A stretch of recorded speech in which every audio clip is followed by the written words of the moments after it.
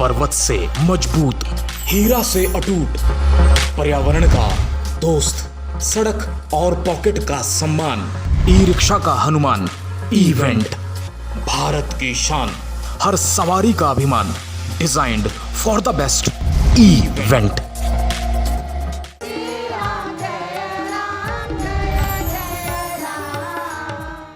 इस प्रोग्राम के प्रायोजक हैं भारत की शान, हर सवारी का अभिमान, इवेंट। श्री राम जय राम जय जय राम। श्री राम जय राम जय जय राम।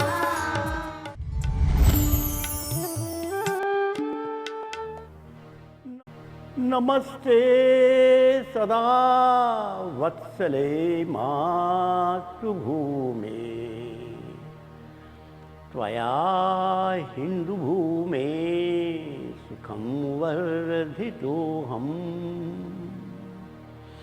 महामङ्गले पुण्यभूमे त्वदर्थे पतत्वेशकायो नमस्ते नमस्ते। रत्नाकराधौतपदम् हिमालयकिरीटिनीम्,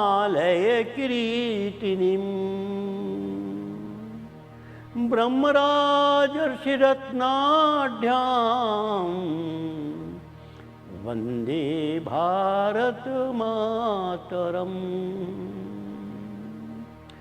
उत्तरं यत् समुद्रस्य हिमाद्रैश्चैव दक्षिणम्,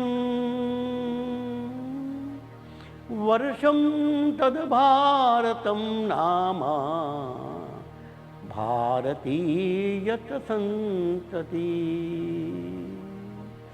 प्रभो शक्तिमन् हिन्दुराष्ट्राङ्गभूता, इमे सादरं त्वां नमामो वयम्।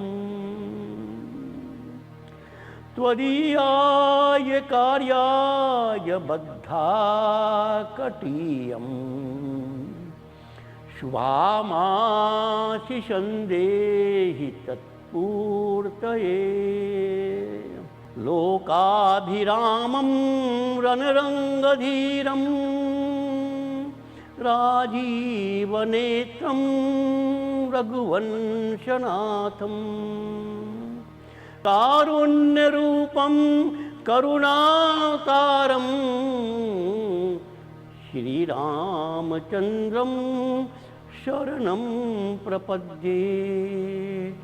श्रीरामचन्द्रं शरणं प्रपद्ये।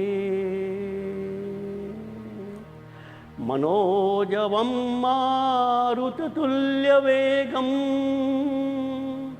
जितेन्द्रियं बुद्धिमतां वरिष्ठं, वातात्मजा वानरयूथमुख्यं, श्रीरामदूतं शरणं प्रपद्ये। श्रीरामदूतं शरणं प्रपद्ये। विजेत्री च न संवता कार्यशक्तिर्विधायास्य धर्मस्य संरक्षणम्। परं वै भवन्ने तुमेतत् स्वराष्ट्रं, समर्था भवत्वाशिषा ते भृशम्। भारत माता की जय। श्री राम जय राम जय जय राम। मित्रों को नमस्कार। मित्रों, रामायण में लवकुश का प्रसंग बहुत मार्मिक है। सीता जी के दो पुत्र लवकुश, जिनको कि राम जी भी नहीं पहचान पाए, लक्ष्मण भरत शत्रुघ्न सब परास्त हो गए। हनुमान जी को समर्पण करना पड़ा, लेकिन अंततः वाल्मीकि जी ने इन युवा टोलियों को अयोध्या भेजा। अयोध्या वासियों की उनकी गलती को उन्होंने अनुभव करवाया और अंत में यह युवा टोली सफल हो गई। लेकिन वहाँ पर भी राम जी एक दूसरी गलती करते हैं। राज दरबार में जब लवकुश सीता की कथा कह रहे थे तो सबको संदेह हुआ कि कहीं ये राम जी की संतान तो नहीं है, सीता के पुत्र तो नहीं है। राम जी ने भरी दरबार में इन बच्चों को कहा कि बच्चों, यदि तुम सीता की संतान हो तो जाओ सीता से कहो कि यहाँ आकर अपनी पवित्रता की परीक्षा दे। यह बात सुनकर वाल्मीकि रोष में राम जी को डांटते हैं। राम, तुम सीता की अग्नि परीक्षा करने के पश्चात भी सीता को तुम पवित्रता की परीक्षा लेना चाहते हो। अयोध्या का राजा राम भयभीत होकर क्षमा याचना करता है। पुनः यहाँ पर वही बात कि राजा बना हुआ राम भी गलती कर सकता है, क्योंकि उसने ग्रामीण भारत गांव-गांव के लोगों की उपेक्षा की। और यही शिक्षा आज हमको भी लेनी चाहिए। सबको नमस्कार, धन्यवाद। श्री राम जय राम जय जय राम। सबको मेरा नमस्कार। पुनः आपका स्वागत उद्घोष क्रांति राम की में। हम लोग धनुष भंग की चर्चा कर रहे थे और उस समय लखनलाल जी के व्यवहार को हमने सुना। किस क्रोध से उन्होंने जनक जी के वार्ता पर अपना विरोध बताया। लेकिन उसी धनुष भंग के अवसर पर एक और बड़ी घटना हुई, परशुराम जी का आगमन। परशुराम जी हमारे शास्त्रों के दो विरोधी ध्रुवों का एक समन्वय थे। वो अवतार थे, प्रभु राम से पहले का वो अवतार थे, लेकिन वो आतंकवादी भी थे। अवतारी कार्य करते करते वो आतंकवादी बन गए। ब्राह्मणों की प्रतिष्ठा को स्थापित करते करते वो क्षत्रिय विरोधी बन गए। सारी धरती को क्षत्रिय विहीन करना उनके जीवन का लक्ष्य बन गया। अपने पिता के कहने पर अपनी मां की हत्या करना ये उनको धर्म दिखाई दिया। और जब आतंकवाद बढ़ता है तब राम जी का जन्म होता है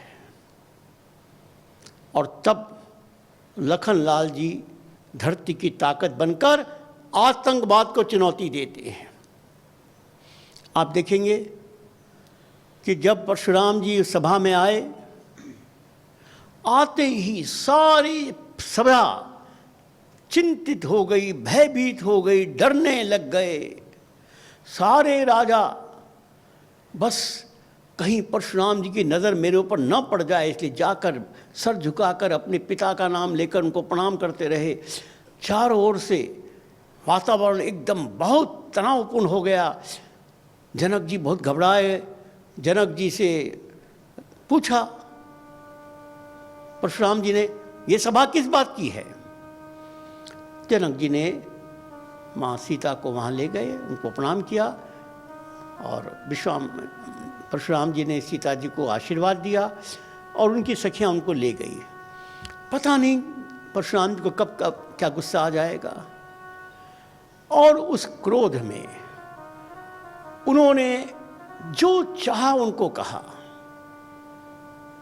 यहाँ तक कि वे बहुत नाराज होकर जनक से पूछा, जनक ये शिव धनुष किसने तोड़ा? कौन वो मूर्ख है, कौन वो अहंकारी है जिसने शिव धनुष तोड़ने का साहस किया? सचमुच में शिव धनुष तोड़ने के नाम पर शिव समाज के नेतृत्व का साहस किया, क्योंकि वो ये मानते थे परशुराम जी कि शिव समाज पर तो मेरा ही अधिकार है। लेकिन उनको नहीं पता था कि वो धर्म के रास्ते पर चलते चलते आतंकवाद के प्रतीक बन गए हैं। इसलिए जब उन्होंने जनक जी से पूछा तो स्वाभाविक जनक जी बहुत भयभीत हो गए, लेकिन राम जी ने संभाल लिया और स्वीकार किया कि प्रभु आपका कोई सेवक होगा जिसने ये काम किया है। ये सुनते ही परशुराम जी राम जी पर नाराज हो गए, और राम जी पर नाराज होने के बाद फिर लखनलाल जी कैसे चुप हो सकते हैं। लखनलाल जी ने जो उनको सुनाया,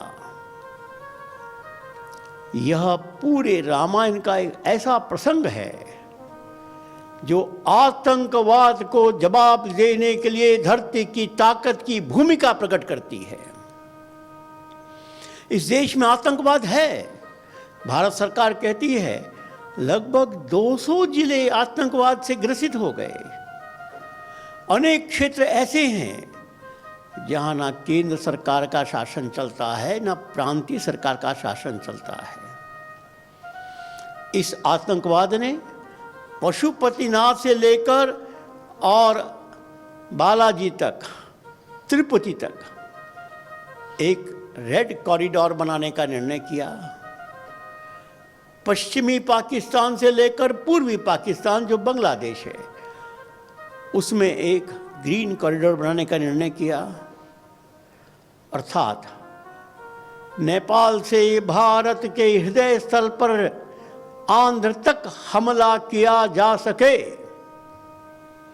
अर्थात दोनों पाकिस्तान मिलकर भारत को पुनः पराधीन कर सकें, इसके लिए मार्ग बनाने के लिए आतंकवाद का सहारा लिया। और गोली के सहारे उन्होंने प्रशासन को पंगु बनाने का, हम रोज समाचार पढ़ते हैं, हमारी निर्दोषी पुलिस के लोग मारे जा रहे हैं, अनेक ग्रामवासी मारे जा रहे हैं। परस्पर का संघर्ष, हजारों ग्रामवासी वनवासी पिछले 40-50 वर्षों में मार दिए गए। और आतंकवाद का एक बहुत ही नग्न दृश्य हम कश्मीर में देखते हैं। अब ये आतंकवाद को जवाब कौन देगा? एकदम आंख से आंख मिलाकर कौन बात करेगा? ध्यान रखो, विश्वामित्र जी वहां थे, राम जी भी थे। विश्वामित्र जी तो संत समाज के प्रतिनिधि थे, राम जी धर्म की मर्यादा के प्रतिनिधि थे।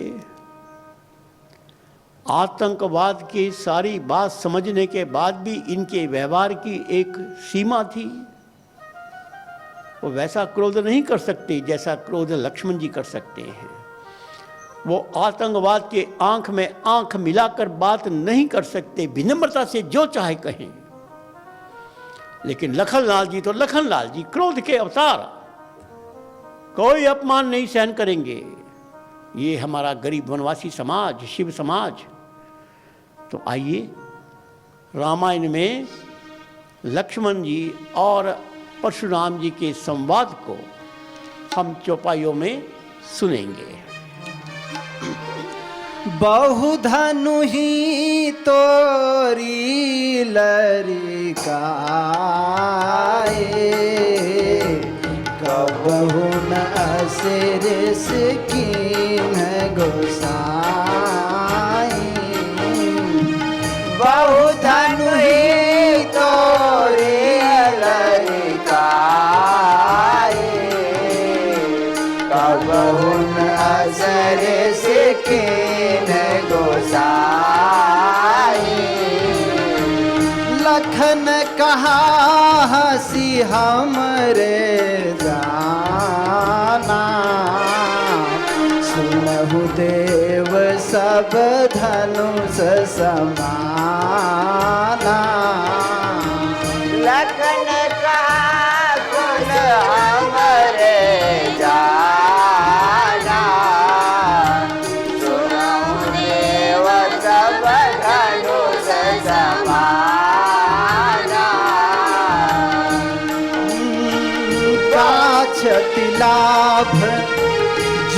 धनु तोरे देखा राम नयन के भोरे कात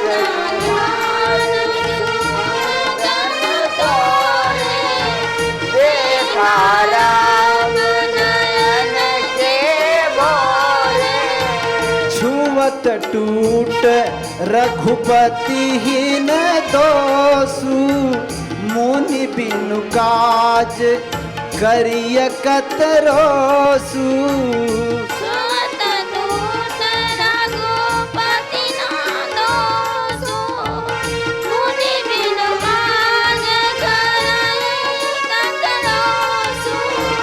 यहाँ कुम्भड़ बतिया को नाही जो तरजनी देखी मर जाही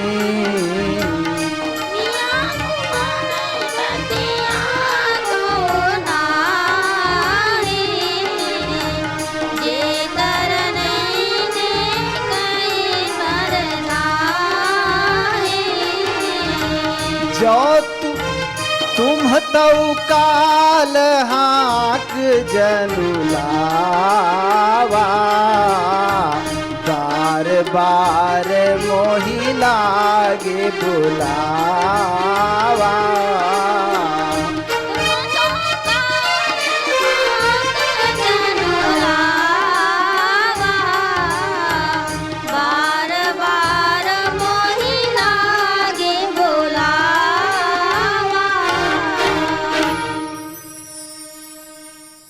धनुष भंग के बारे में जब राम जी ने स्वीकार किया कि आपके किसी सेवक ने ही धनुष तोड़ा होगा,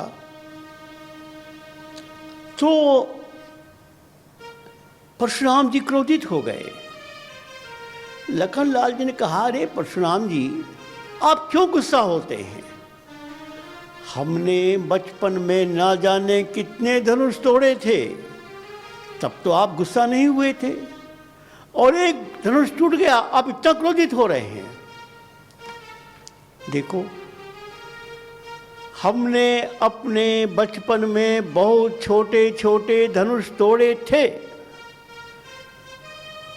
अर्थात जब राम जी और लखनलाल जी विश्वामित्र के साथ गए और विश्वामित्र का प्रशिक्षण हो रहा था, तब ना जाने कितने और इस वनवासी समाज के शक्ति के बल पर मारीच को, ताड़का को न जाने क्या क्या नहीं किया।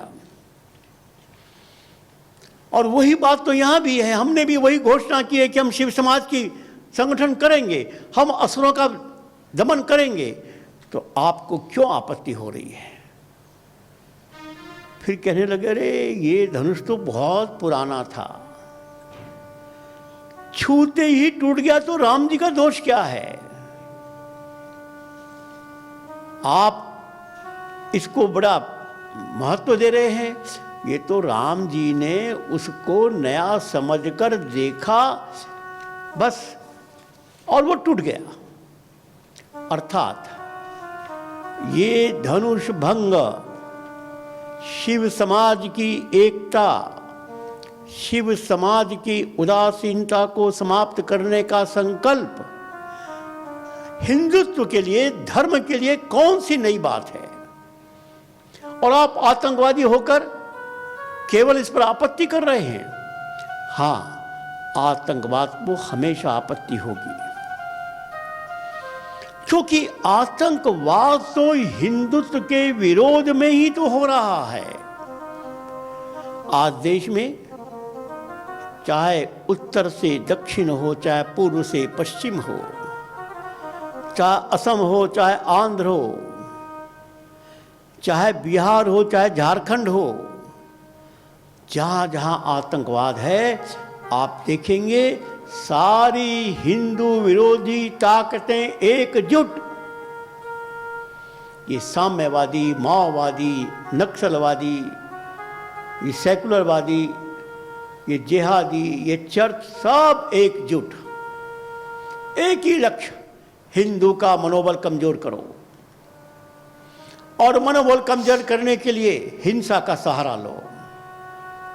अरे धर्मांतरण भी एक प्रकार की हिंसा है। तुम शरीर को नहीं काटते हो लेकिन मन को तो काट देते हो। एक संत बोलते थे, उनका भाषण मैंने सुना, धर्मांतरण से बड़ी कोई हिंसा नहीं हो सकती। तो ये आतंकवाद जो हिंसा के सहारा लेकर हिंदुत्व को अपमानित करने की चेष्टा कर रहे हैं, उसका ही तो प्रशिक्षण विश्वामित्र जी ने दिलाया था इनको। तो लखनलाल जी कह रहे हैं कि परशुराम जी, अरे आप आए हैं ब्राह्मण के वेश में, यज्ञोपवीत लगाया, टीका लगाया, इसलिए मैंने आपको छोड़ दिया, लेकिन आपके हाथ में फरसा भी है, धनुष भी है, अर्थात आप ढोंग भी कर रहे हैं ब्राह्मण बनने का, और आप आतंकवाद भी फैला रहे हैं। ऐसे ढोंगी लोगों को हम क्षमा नहीं कर सकते। जब धनुष वंश की चर्चा होगी तब तुलसीदास जी पुनः परशुराम जी का नाम लेते हैं, मैं बताऊंगा।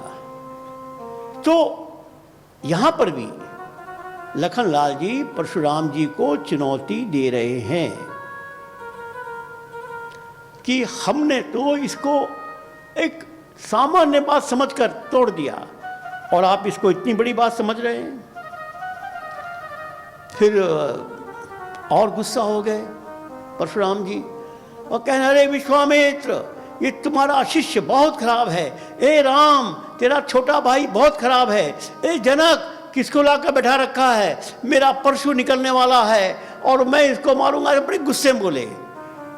लखनलाल जी ने हंसते हुए कहा, श्रीमान जी, ये कोई छुई मुई का पेड़ नहीं है जो एक उंगली देखकर मुरझा जाए। एक छुई मुई होती है जिसको आप हाथ दिखाओ और वो मुरझा जाएगी। ये कोई छुई मुई का पेड़ नहीं है कि आप गुस्सा दिखा रहे हैं और हम शांत हो जाएंगे। और आप मुझको मारने के लिए बार बार बात क्यों कर रहे हैं? हिम्मत हो तो मारिए ना। क्यों बुला रहे हैं आप? क्यों गुस्सा हो रहे हैं? अर्थात देखो, युद्ध का एक और नियम है, शत्रु को गुस्सा दिलाकर उसकी शक्ति को कमजोर बनाओ। क्रोध अन्याय के विरुद्ध होता है। क्रोध शक्ति देता है, लेकिन क्रोध बुद्धि का हरण कर लेता है। गीता में कहा है कि यदि क्रोध होता है तो अंत में बुद्धि नष्ट हो जाती है। तो यदि क्रोध के कारण बुद्धि नष्ट हो गई तो सारा चिंतन समाप्त हो गया। तो लखनलाल जी उनको और क्रोध दिला रहे हैं और वो और क्रोध कर रहे हैं। अब यहां विचार करें आज के परिप्रेक्ष्य में, तो ये ठीक है कि आतंकवाद से सारा देश भयभीत भी है, चिंतित भी है। सारी केंद्र सरकार, प्रांतीय सरकार पूरी ताकत लगा दी, पूरी सेना, पुलिस भेज दी, लेकिन अभी तक आतंकवाद को समाप्त करने का कोई साहस नहीं कर पाया। पिछले 5-6 वर्षों में भी कोई कमी नहीं आई। अरे आप आतंकवाद की जड़ पर जब तक प्रहार नहीं करेंगे, केवल कुछ आतंकवादियों को मारते रहेंगे, कभी आप आतंकवाद समाप्त नहीं कर पाएंगे। जड़ पर प्रहार कीजिए। और जड़ पर प्रहार करने का तरीका, जिस समाज से उनको आतंकवादी युवा मिल रहे हैं, उस समाज का दिल जीतिए। जब उनको आतंकवादी युवा भर्ती ही नहीं होंगे तो आतंकवाद किसके आधार पर चलाएंगे? और ये सारे युवा, ये तो पूरे देश से क्रोध के आधार पर ही तो वहां पर काम कर रहे हैं। मैंने पहले घटना सुनाई थी, उसको मैं इस संदर्भ में पुनः सुनाना चाहता हूं। मैं असम गया था, एक गांव में मेरा कार्यक्रम था और उस गांव में ग्रामवासियों के सामने मैंने अपना विषय रखा, वनवासी समाज का स्वाभिमान जगाया। कहा देखो, तुम्हारे ही ज़मीन से लोहा कोयला तेल निकलता है, तब देश की उत्पादन होता है, उद्योग चलते हैं, आर्थिक प्रगति होती है। तुम्हारे ज़मीन को डुबोया जाता है तो बिजली पैदा होती है, आदि आदि। तुमने ही इतना बड़ा त्याग किया है, 2.5 करोड़ वनवासी समाज विस्थापित है, सरकार बोलती है, ऐसा उनका वर्णन किया। कार्यक्रम समाप्त होने के बाद एक परिवार में चाय की व्यवस्था थी और उस चाय के अवसर पर कुछ युवा भी मिलने आए। एक युवा था, उसके हाथ में बंदूक थी। तो मैंने उससे पूछा, भाई क्या आप उस संस्था के सदस्य हैं? मैं कहा हाँ है। अच्छा, आप तो पढ़े लिखे लगते हैं। हाँ, मैं पढ़ा लिखा हूँ। फिर आपने उस संस्था क्यों ज्वाइन की? आपके हाथ में बंदूक क्यों थी, क्यों है? उसने कहा कि श्याम जी, आप मेरा उत्तर नहीं सुन पाएंगे और मेरे उत्तर का उत्तर आपके पास नहीं है। मैंने कहा ऐसी कौन सी बात है, बोलो। उसने कहा कि आपने जो भाषण दिया वही भाषण कुछ दिन के पहले, कुछ साल के पहले एक पादरी ने आकर दिया था। और ये तुमने इतना त्याग किया हिंदुस्तान के लिए, तुमने तेल दिया, कोयला दिया, लोहा दिया, बिजली दी, ये दिया, वो दिया, सब बोला। लेकिन अंत में एक सवाल पूछा, तुमने तो भारत के लिए सब कुछ दिया, भारत ने तुमको क्या दिया? तुम्हारे गांव में चलने वाला विद्यालय, इसके लिए तो अमेरिका से कार्यकर्ता आते हैं, अमेरिका से धन आता है। तुम्हारे गांव में चलने वाली दवाखाना डिस्पेंसरी, उसकी जर्मनी से दवाई आती, जर्मनी से कार्यकर्ता आते हैं। तुम्हारे गांव में छोटा सा विद्यालय, छोटा सा अस्पताल तक भी तुम्हारे भारत ने नहीं दिया, और तुम कहते हो हमने भारत को इतना दिया। ये सुनकर हम सब युवाओं के सर नीचे हो गए। बात तो सही थी। तब उस पादरी ने कहा कि नौजवान, जवानी सर नीचा करने के लिए नहीं होती, जवानी बदला लेने के लिए होती है। उठाओ हाथ में बंदूक और चलाओ इस भारत की छाती पर गोली। हमने उस दिन से बंदूक पकड़ ली। और फिर उसने कहा कि श्याम जी, आप यदि मेरे स्थान पर होते तो क्या करते? मैं भी चुप हो गया। बात तो सही थी। अरे ये है आतंकवाद का जड़। उनको जो सम्मान चाहिए वो सम्मान दो, उनको प्रेम दो, उनके दुख और दर्द में शामिल हो। ये विद्यालय और ये आरोग्य, ये तो ठीक है। और आज हम ये गर्व से कह सकते हैं कि हमारा काम 30-32 साल से चल रहा है, और उसी क्षेत्र में चल रहा है जहाँ पर आतंकवाद है। लेकिन मित्रों, राम जी की ऐसी कृपा है, हमारे एक भी कार्यकर्ता पर किसी भी आतंकवादी का कोई प्रहार नहीं हुआ। क्यों? क्योंकि हम तो प्रेम की गंगा बहा रहे हैं। उन आतंकवादियों के बच्चों को तो पढ़ा रहे हैं, उन आतंकवादियों के परिवार को तो हम सुखी बना रहे हैं। ऐसा कौन होगा जो अपने बच्चे और परिवार के प्रति उसकी भावना नहीं होगी? और इसलिए हम, बल्कि उल्टा है। और जैसे मणिपुर में एक अनुभव आया, 2 आतंकवादी ग्रुप आपस में लड़ते थे। हमारे कार्यकर्ताओं से एक ग्रुप आया, उसने कहा वो दूसरा आएगा तो बता देना, हम तुम्हारी बचाएंगे। फिर दूसरा आया, उसने कहा पहला आएगा तो बता देना, हम बचाएंगे। अर्थात सारे ग्रुप हमारी सुरक्षा की बात कर रहे हैं, क्योंकि हमने आतंकवाद की जड़ पर प्रहार किया है। यही है मार्ग आतंकवाद को समाप्त करने का। तो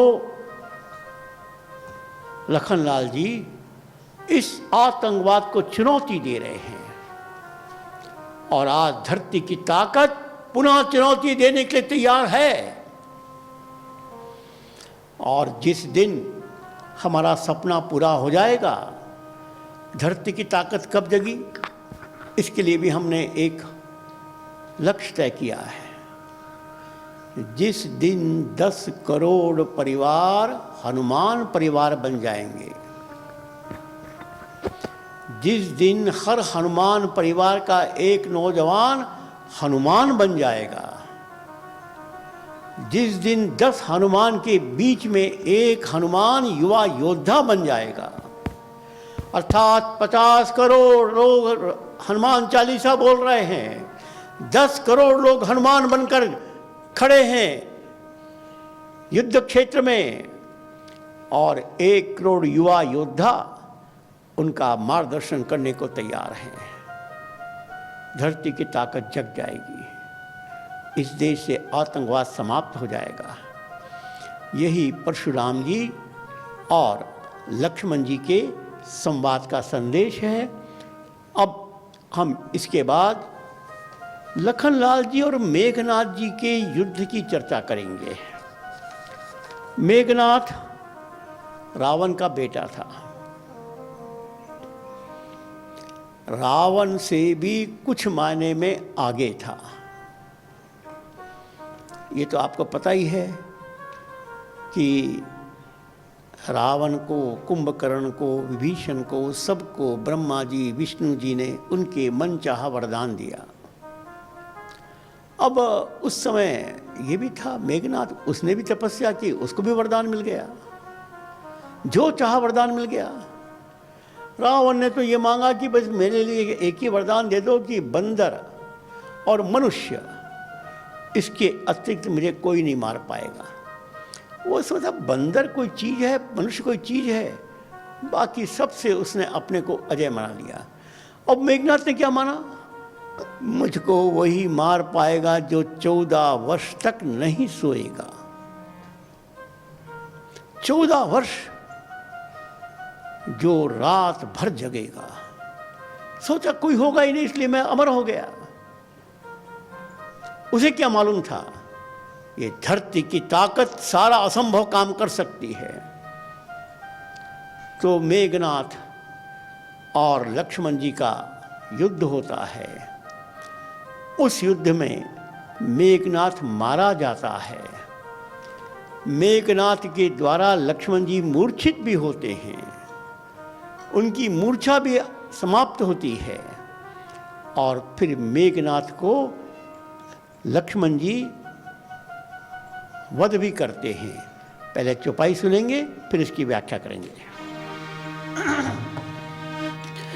वीर घातिनी छाड़ सिसांगी, वीर घातिनी छाड़ सिसांगी, तेज पुंज लक्ष्मण लागी, तेज पुंज लक्ष्मण लागी, मूर्छा भई शक्ति के लागे, मूर्छा भई शक्ति के आगे, तब चली गयौनी कट भय त्यागे, तब चली गयौनी कट भय त्यागे। मेघनाथ समकोटि सत जोधा रहे उठाई, मेघनाथ समकोटि सत जोधा रहे उठाई, जगदाधार शेष किमी उठे चले खिसियाई, जगदाधार शेष किमी उठे चले खिसियाई, कादर मन कहूँ एक आधारा, कादर मन कहूँ एक आधारा, दैव दैव आ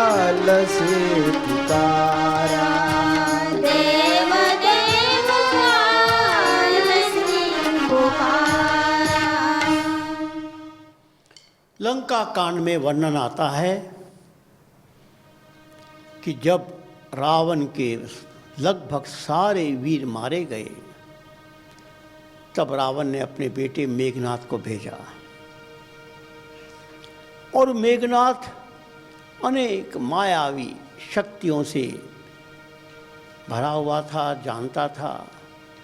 उसने माया करके सबको भ्रमित कर दिया, अनेक रूप बदले, अनेक प्रकार के शस्त्रों का वर्षा की। राम जी ने सब माया को काटा, ये सब चला।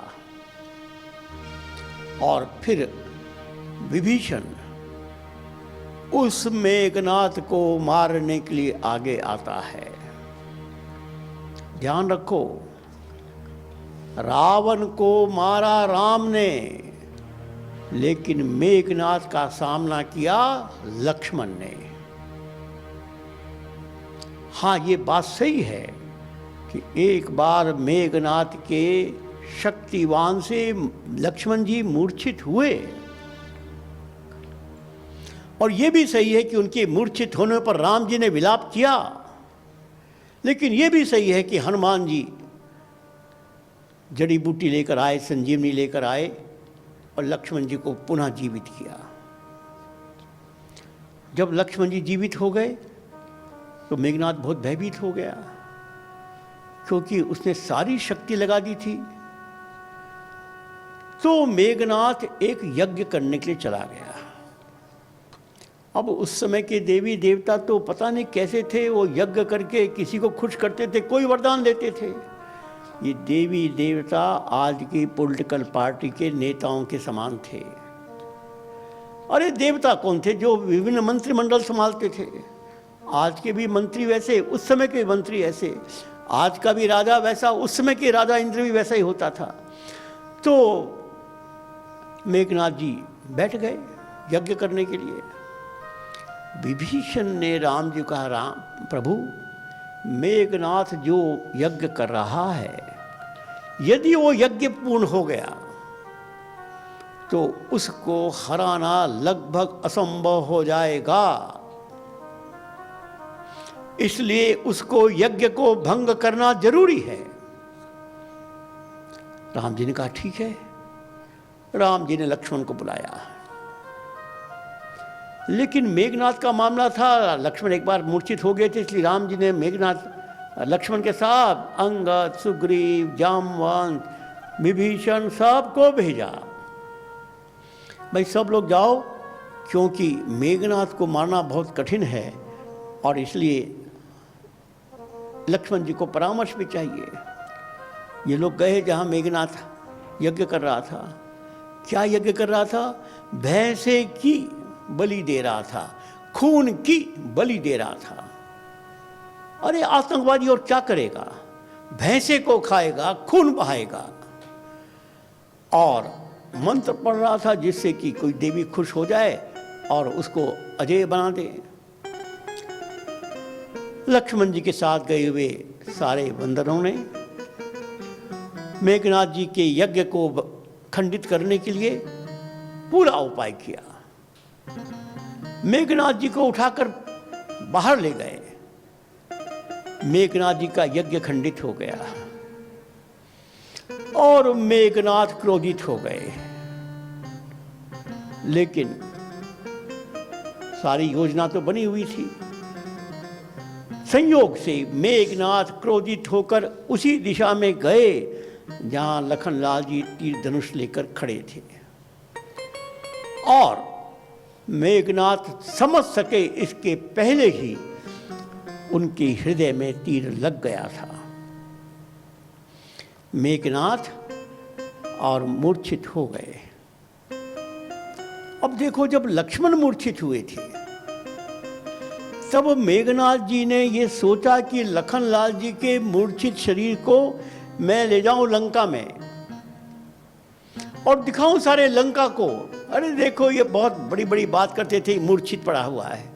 सीता को कहें कि तुम बहुत बड़ी बड़ी बात कर, देखो मूर्छित पड़ा है। मेघनाथ जी अपने सब साथियों के साथ लखनलाल जी को उठाने के लिए आए। लखनलाल जी नहीं उठे।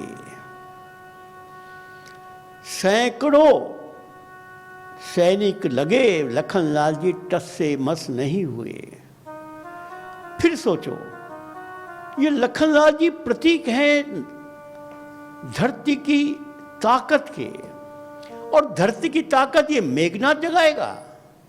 धरती की ताकत की मूर्छा ये मेघनाथ के लोग हटाएंगे। धरती की ताकत को हिलाने की ताकत इनके अंदर है, कुछ नहीं, वह तो हनुमान के अंदर थी। ऐसे ही जब मेघनाथ वध हो गया तो सारे रावण के परिवार इकट्ठे हो गए। रावण भी बहुत दुखी हुआ। और बड़े मजेदार बात यह है कि रावण को पता नहीं कहां से उस समय बुद्धि आ गई। रावण अपने सब रानियों को और सुनैना को, नहीं क्या था उनका नाम, रावण की पत्नी का,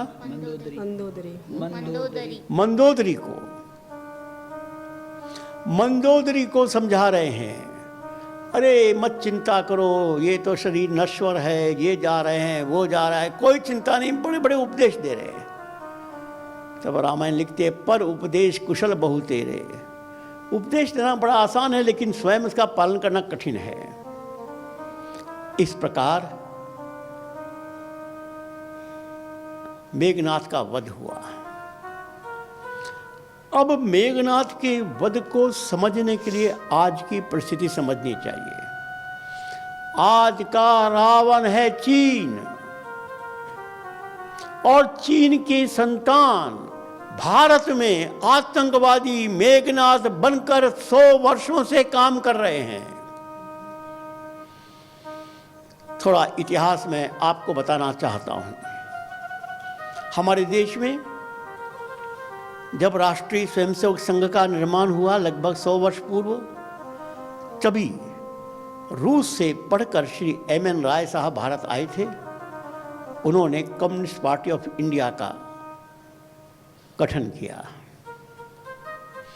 उसी समय मुस्लिम साम्राज्य का सपना देखने वाले लोगों ने ये अनुभव किया कि सारे मुसलमान अंग्रेजों से प्रभावित हो रहे हैं, उनकी जीवन शैली बदल रही है। तो उन्होंने देवबंद के अंतर्गत एक तबलीगी जमात नामक संस्था इसी मेवात में ही स्थापित की। उद्देश्य, मुस्लिम नौजवान इस्लाम के प्रचार के लिए निकलेंगे घर से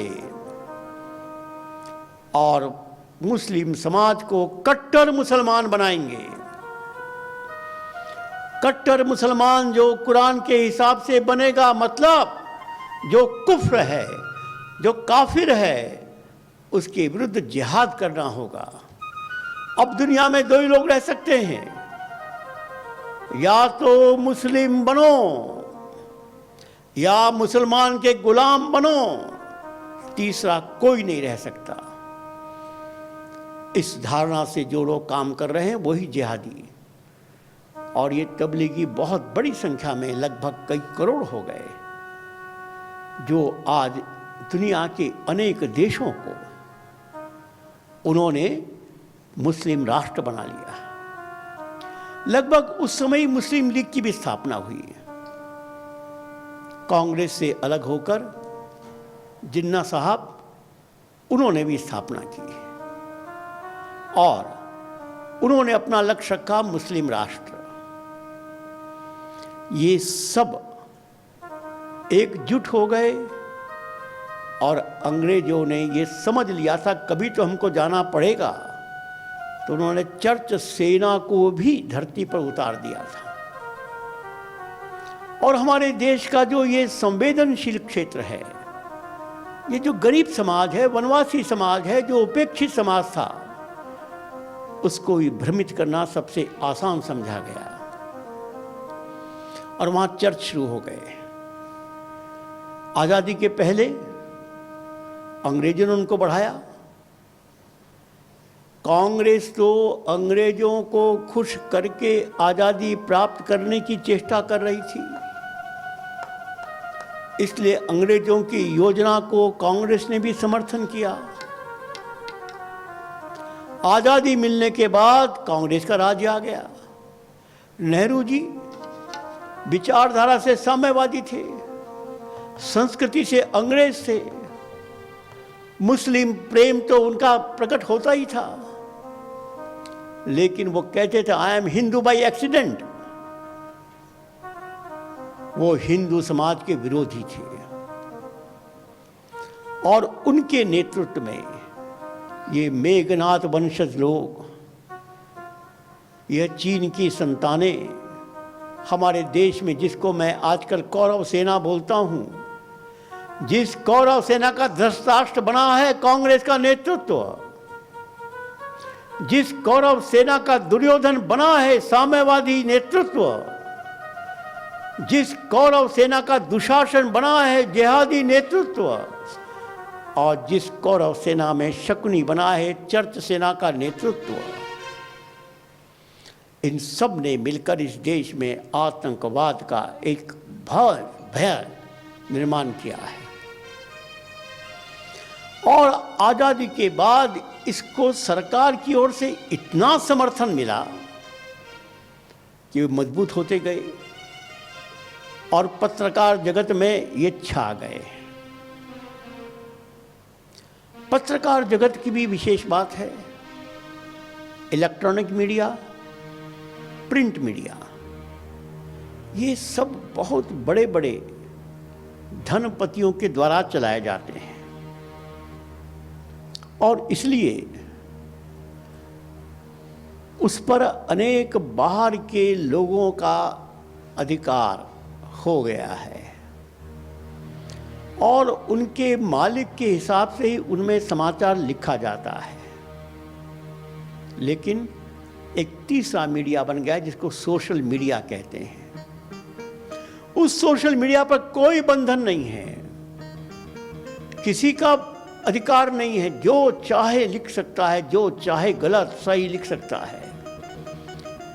इस सोशल मीडिया को कौरव सेना ने अपना कुरुक्षेत्र बना लिया है। लाखों की संख्या में ये नौजवान जो साम्यवादी हैं, माओवादी हैं, नक्सलवादी हैं, जो जिहादी हैं, जो सेकुलरवादी हैं, जो चर्च के सेना के साथ हैं, ये कॉन्वेंट में पढ़े हुए अनेक नौजवान, ये ऑफिसर बने हुए अनेक लोग, सब इस कौरव सेना के अंग बन गए। हिंदू को घृणा करो और इनके विचारों का समर्थन करो, यही आज सोशल मीडिया में दिख रहा है। और सारे नौजवान स्वाभाविक रूप से सोशल मीडिया में सक्रिय हैं, चाहे फेसबुक हो, चाहे यूट्यूब हो, चाहे ट्विटर हो, चाहे इंस्टाग्राम हो। ऐसा कोई नौजवान होगा जो इनमें से किसी में नहीं है। और दुर्भाग्य से हमारे देश के नौजवानों की पीढ़ी वैचारिक रूप से इस कौरव सेना के अधीन हो गई है और इस दृष्टि से आज हमारे सामने एक नया संकट खड़ा हो गया है। चीन तो हमला करेगा देश की सीमा पर और चीन की संतान हमला कर रही है समाज की सीमा पर, रावण सीमा पर, भारत की सीमा पर, और मेघनाथ भारत के अंदर। और इसलिए मेघनाथ को जवाब देने के लिए इस देश के लक्ष्मणों को एकत्रित होना पड़ेगा, इस देश के नगर युवाओं को एकत्रित होना पड़ेगा और उनको ही धरती की ताकत का प्रतिनिधि बनना पड़ेगा। तभी मेघनाथ मारा जाएगा और तभी रावण का वंश समाप्त होगा। रावण को मारना आसान है, मेघनाथ को मारना कठिन है। इस मेघनाथ को मारने का ही उपक्रम एकल अभियान ने शुरू किया। अभी इतना ही, अगले सत्र में आगे की चर्चा करेंगे। सबको नमस्कार, धन्यवाद। श्री राम जय राम जय जय राम। जय श्री राम। मैं भुवनचंद जोशी, हरिकथा अध्यक्ष अंचल खटीमा, संभाग उत्तराखंड, भाग कुमाऊं। माननीय श्याम जी द्वारा प्रसारित उद्घोष क्रांति श्री राम की मैं नियमित रूप से उसका श्रवण करता हूँ और लोगों को भी उसको देखने के लिए प्रेरित करता हूँ।